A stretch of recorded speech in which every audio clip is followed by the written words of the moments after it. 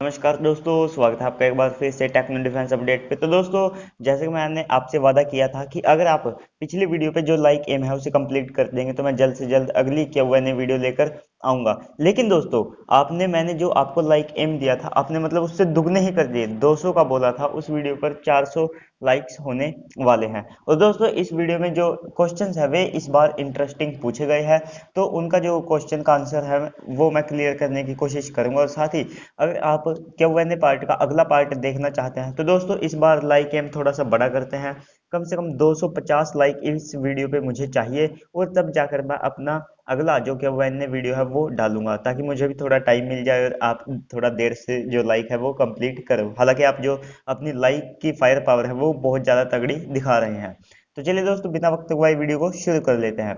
तो दोस्तों, सबसे पहला क्वेश्चन आ जाता है प्रतिभा और विनय जी की तरफ से। इन्होंने पूछा है, दोनों का क्वेश्चन एक ही था कि क्या इंडिया आईएनएस विशाल को बनाएगा, और बनाएगा या नहीं बनाएगा, इसके ऊपर डिटेल दीजिए। तो देखिए दोस्तों, जो इंडियन नेवी है वो पूरी तरह से चाहती है कि भारत के पास 3 एयरक्राफ्ट कैरियर हो, और आपको उनका रीजन भी पता है, ताकि 2 डिप्लॉय रह सके और एक मेंटेनेंस के लिए रह सके।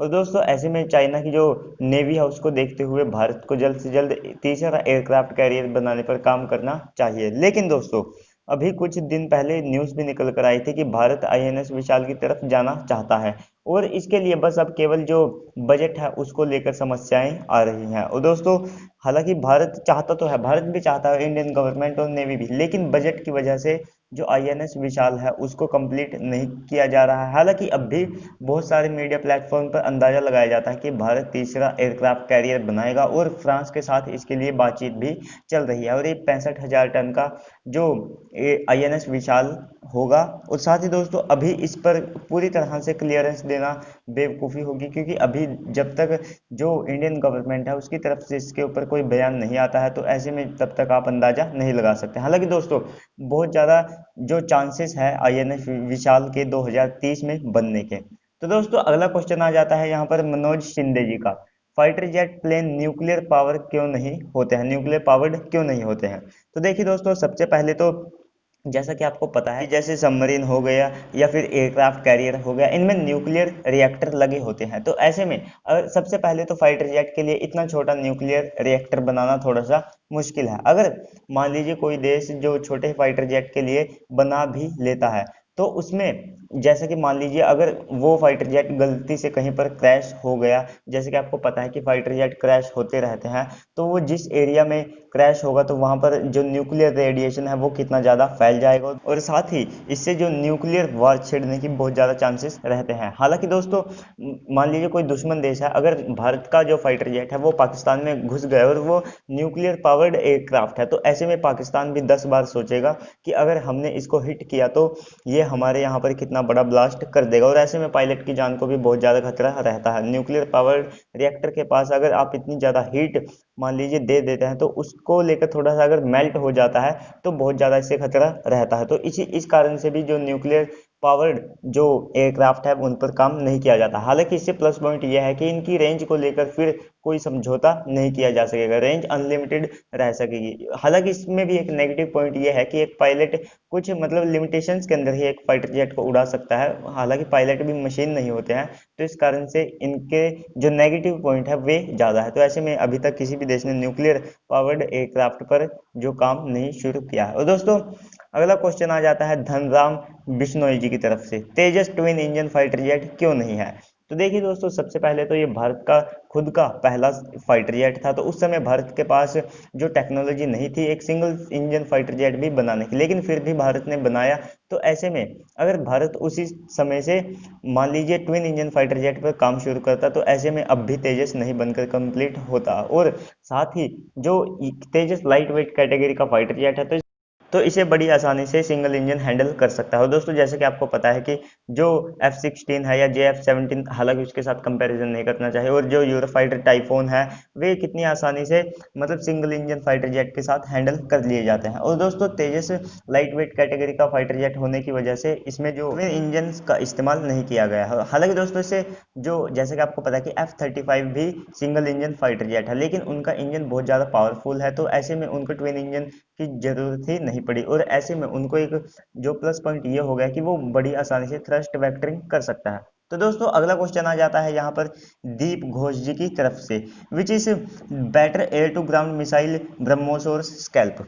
तो देखिए दोस्तों, जो ब्रह्मोस है, अगर आप देखेंगे स्पीड के मामले में और रेंज के मामले में, तो वो जो स्कैल्प मिसाइल है उससे आगे है। लेकिन दोस्तों ब्रह्मोस एक सुपरसोनिक क्रूज मिसाइल है, तो वहीं पर स्कैल्प एक सबसोनिक मिसाइल है। और दोस्तों एयर टू एयर वेरिएंट्स की बात करें तो बात करें यहाँ पर हम, जो स्कैल्प मिसाइल है आपको पता है कि उसका कितना अच्छा रिकॉर्ड है रहा है, जो बंकर्स को खास तौर पर तबाह करने के लिए, और दोनों मिसाइलों की जो एक्यूरेसी है वो भी लगभग सेम सी मानी जाती है। और दोस्तों बात करें यहाँ पर हम ब्रह्मोस की, तो वो रेंज में जो स्कैल्प मिसाइल है उससे आगे निकल जाती है, लेकिन जो स्कैल्प का नो स्कैप जोन है वो भी बहुत अच्छा है और एमबीडीए ग्रुप की बेटर मिसाइल है। लेकिन दोस्तों इन दोनों के बीच में ये पता लगाना थोड़ा सा मुश्किल हो जाता है कि दोनों में कौन सी मिसाइल ज़्यादा बेहतर है, क्योंकि आपको पता है कि ब्रह्मोस भी दुनिया की सबसे बेस्ट और बेहतरीन मिसाइल है, तो वहीं पर एमबीडीए ग्रुप की स्कैल्प मिसाइल भी कुछ कम मिसाइल नहीं है। तो ऐसे में इन दोनों के बीच जो कंपैरिजन करके अगर आप पता लगाना चाहें तो मतलब 99% चांसेस होते हैं कि दोनों में जो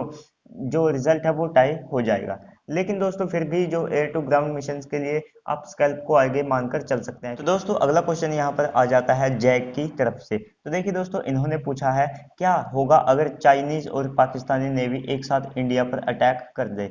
और दोस्तों आईएनएस विक्रमादित्य की उस समय क्या पोजीशन रहेगी, मतलब वो कहाँ पर डिप्लॉय रहेगा। तो देखिए दोस्तों, अगर दोनों देशों की नेवी भारत पर अटैक करती है इंडियन ओशन के जरिए, तो देखिए दोस्तों जैसा कि आपको पता है इंडियन ओशन में भारत की टक्कर का कोई भी देश आज की तारीख में नहीं है।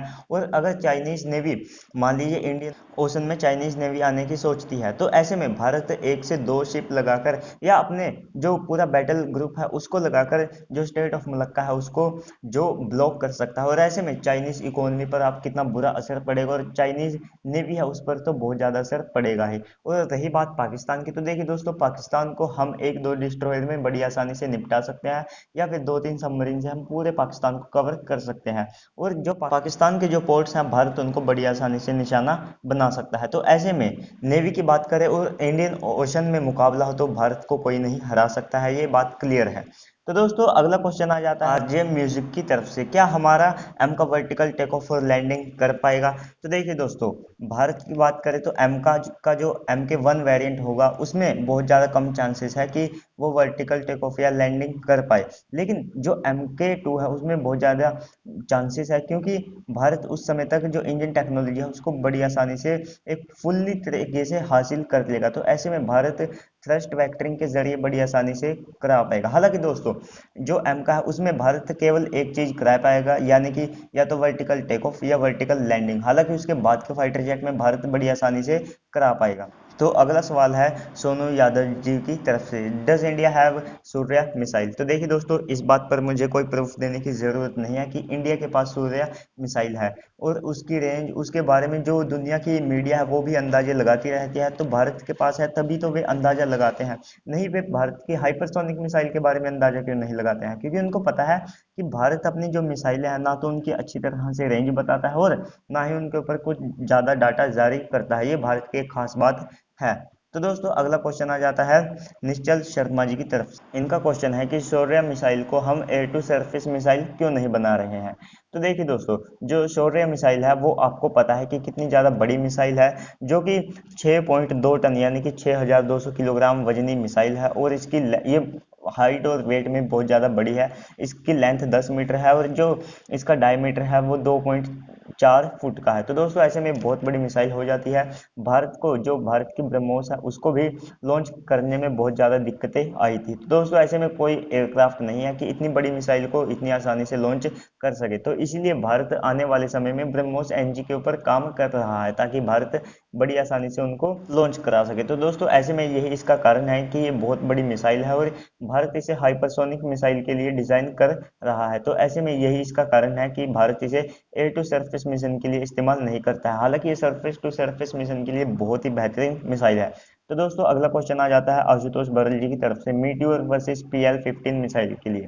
तो दोस्तों सबसे पहले हम बात कर लेते हैं दोनों जो फाइटर जेट कह रहा हूँ, जो मिसाइलें हैं उनकी स्पेसिफिकेशंस के बारे में थोड़ा थोड़ा जान लेते हैं। तो देखिए दोस्तों, बात करें मीटियोर की तो एक बियॉन्ड विजुअल रेंज मिसाइल है, और दोस्तों ये जो मल्टी शॉट कैपेबिलिटीज से भी लेस है। लॉन्ग रेंज में ये हाई मैन्यूवरिंग टारगेट को भी बड़ी आसानी से हिट कर सकते हैं, और इसकी रेंज 100 किलोमीटर है और नो एस्केप जोन 60 किलोमीटर है। यानी कि अगर 60 किलोमीटर में कोई फाइटर जेट इसके फंस गया तो लपेटे में ये ले ही लेगी, इसके बहुत ज़्यादा चांसेस है। और इसकी स्पीड भी 4 मैक है, तो ऐसे में फाइटर जेट के लिए सुपर मैनूवर्स कर कर भी बचना बहुत ज़्यादा मुश्किल हो जाता है। लेकिन दोस्तों वहीं पर हम बात करें चाइनीज PL-15 की, तो देखिए दोस्तों एक वेरी लॉन्ग रेंज मिसाइल है। इसकी जो रेंज है वो 300 किलोमीटर है, और इसे कॉपी किया गया है रशिया की R-37 मिसाइल है। हालांकि दोस्तों इसकी स्पीड भी 4 मैक है।